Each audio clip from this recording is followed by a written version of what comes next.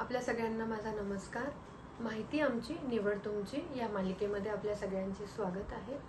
कुटुंब नियोजनाबद्दल योग्य ती माहिती देणे व स्त्रियांना त्यांच्या आरोग्याविषयी जागरूक करणे हा या सिरीजचा मुख्य उद्देश आहे.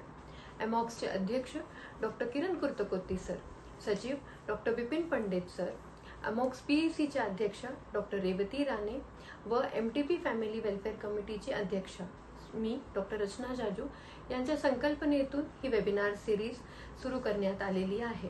आजचा आपला विषय आहे गर्भनिरोधक गोळ्या, समज व गैरसमज. नको असलेली गर्भधारणा टाळण्यासाठी स्त्रिया बहुतांशरित्या गर्भनिरोधक गोळ्यांचा वापर करतात, कारण या गोळ्या घ्यायला खूप सोप्या असतात व त्याला वेगळ्या काही मार्गदर्शनाची गरज नसते. राष्ट्रीय कुटुंब नियोजन योजनेच्या अंतर्गत गर्भनिरोधक गोळ्या ह्या आरोग्य केंद्रावर मोफत अशा उपलब्ध आहेत व आशा कार्यकर्ताही या गोळ्या घरोघरी पोहोचवतात. गर्भनिरोधक गोळ्या ही कुटुंब नियोजनाची एक खूप अत्यंत प्रभावी अशी पद्धत आहे. जर आपण योग्यरित्या गर्भनिरोधक गोळ्या घेतल्या तर 100% गर्भधारणा ही आपण टाळू शकतो. त्याशिवाय गर्भनिरोधक गोळ्या या पहिल्या मुला आणि दुसऱ्या मुलामध्ये अंतर ठेवण्याचं स्वातंत्र्यही स्त्रीला देतं. गर्भनिरोधक गोळ्या या 3 प्रकारच्या उपलब्ध असतात. कंबाइंड ओरल कॉन्ट्रासेप्टिव्ह पिल्स, ज्यांना कॉमनली आपण ओसी पिल्स असं म्हणतो, त्याच्यामध्ये इस्ट्रोजन आणि प्रोजेस्ट्रॉन हे दोन्ही हॉर्मोन्स असतात.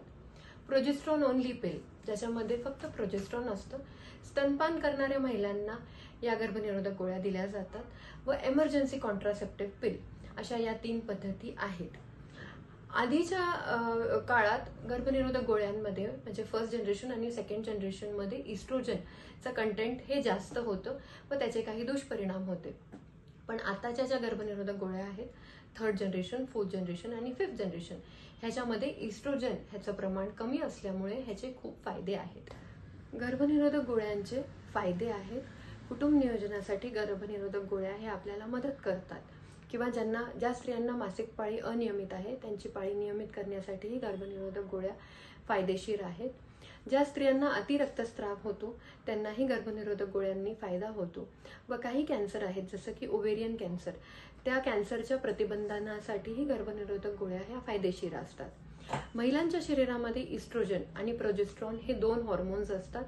गर्भनिरोधक गोळ्याही या हॉर्मोन्स पासून बनलेल्या आहेत, पण जेव्हा त्या आपल्या शरीरामध्ये जातात तर त्या वेगळ्या प्रकारे काम करतात व गर्भनिरोधनासाठी मदत करतात. गर्भनिरोधक गोळ्यांचे काही कॉन्ट्रा इंडिकेशन्स आहे, जसं की शरीरामध्ये रक्तातील गुठळ्या असणे, हृदयाशी निगडीत काही आजार असणे, अतिरक्तदाब असणे किंवा काही कॅन्सर जसं की किडनी कॅन्सर, लिव्हर कॅन्सर, या कॅन्सर्समध्येही गर्भनिरोधक गोळ्या ह्या टाळल्या जातात. गोळ्या घेतल्यानंतर काही सिम्पटम्स किंवा काही तुम्हाला त्रास जाणवू शकतात, जसं की तुम्हाला मूड स्विंग्स असणं, पिंपल्स येणं किंवा छाती फुगून येणं, या गोष्टी होऊ शकतात. कोणाकोणाला चक्कर येणं, मळमळ येणं, याही गोष्टी होऊ शकतात. पण एक कॉमन मिसकन्सेप्शन आहे स्त्रियांमध्ये की मी गर्भनिरोधक गोळ्या घेतल्या तर माझं वजन हे वाढतं. पण मी इथे खूप नमूद करू इच्छिते की गर्भनिरोधक गोळ्या घेतल्यावर ना तर तुमचं वजन वाढतं ना तर तुमचं वजन हे कमी होतं. तर ओरल कॉन्ट्रासेप्टिव्ह पिल्स या 2 प्रकारे मार्केटमध्ये उपलब्ध आहेत. 28 डे पिल आणि 21 डे पिल. 28 डे पिलमध्ये 21 टॅब्लेट्स ह्या सक्रिय असतात आणि 7 टॅब्लेट ह्या निष्क्रिय असतात. त्या निष्क्रिय टॅब्लेट्सच्या कालावधीमध्ये तुम्हाला पिरियड्स येऊन जातात, म्हणजे 2 पॅकेट्समध्ये तुम्हाला गॅप ठेवायची काहीही गरज नसते. एका लागोपाठ एक तुम्हाला पॅकेट्स हे घ्यावे लागतात. पण जेव्हा तुम्ही 21 डे पिल घेतात तेव्हा त्याच्यामध्ये 21 टॅब्लेट्स ह्या सक्रिय आहेत. 7 दिवसाचा ब्रेक असतो व परत आपण त्या गोळ्या या सुरू करतो. अजून एक कॉमन प्रश्न जे लोकांमध्ये असतो की मी जर गोळी मिस केली तर काय होईल. तर काय होणार की समजा तुम्ही गोळी मिस केली, दुसरी तुम्ही गोळी मिस केली, तुम्हाला जेव्हा आठवलं त्यावेळेवर ताबडतोब तुम्ही ती गोळी घ्यायची. पण जर असं झालं की तुम्ही 2-3 गोळ्यांपेक्षा जास्त टॅब्लेट मिस केल्या तर तुम्हाला इमिजिएटली डॉक्टरला कन्सल्ट करावं लागेल आणि ते पॅकेट तिथेच थांबवावं लागेल. तर तुमच्यासाठी कुठल्या गर्भनिरोधक गोळ्या ह्या उपयुक्त आहेत ती तुमची मेडिकल हिस्ट्री, बॅक हिस्ट्री ही सगळी घेऊन डॉक्टर तुम्हाला योग्य तो सल्ला देतील. सगळ्यात शेवटी सगळ्यात महत्त्वाची गोष्ट अशी आहे की ज्या गर्भनिरोधक गोळ्या तुम्ही तुमच्या रोजच्या दिनचर्येत घेऊ शकता व ती तुम्ही योग्य पद्धतीने निवडून सातत्याने घेऊ शकता, त्या गर्भनिरोधक गोळ्या तुम्ही नक्कीच घेतल्या पाहिजे. धन्यवाद.